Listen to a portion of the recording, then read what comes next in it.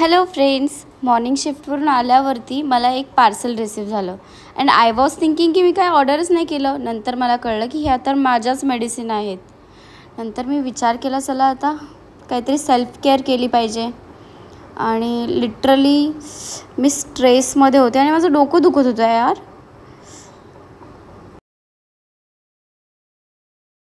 मी बँगलोरला असताना माझ्या फ्रेंडने मला सजेस्ट केलं होतं हे रोजमेरी वॉटर स्प्रे, आणि हा खूप इफेक्टिव्ह आहे. लिटरली मी जेव्हा मसाज करते ना, खूप रिलॅक्स फील होतं आणि हे आपल्या हेअर ग्रोथसाठी खूप चांगलं असतं.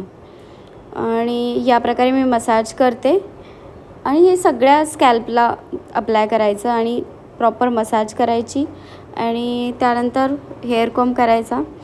आणि always use wooden comb. Wooden कोम्बने ना ब्लड सर्क्युलेशन प्रॉपरली होतं आणि चांगले केस राहतात. मग मी हेअर टाय केले स्क्रंचीस लावून.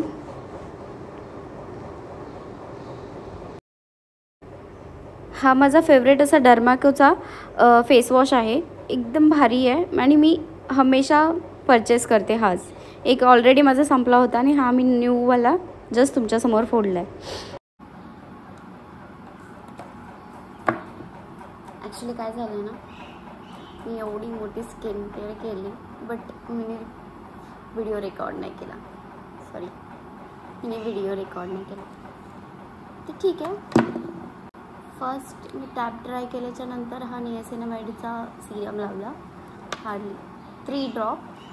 देन ते सुकल्याच्या नंतर हे आपलं जे इमॉलिन क्रीम आहे ना, इतकी मस्त इमॉलिन क्रीम आहे ना ही, एकदम लाईट वेटेड आणि छान. फ्रेग्रन्स पण नाही आहे हिचा.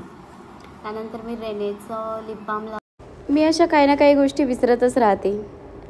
फॉर एक्झाम्पल हे कबड इतक्या वेळ ओपन होतं मला माहीतच नाही. त्यानंतर मी खूप थकली होती आणि मग मी विचार केला बेड टायडी करावं. मग मी थोडासा बेड टायडी केला आणि मग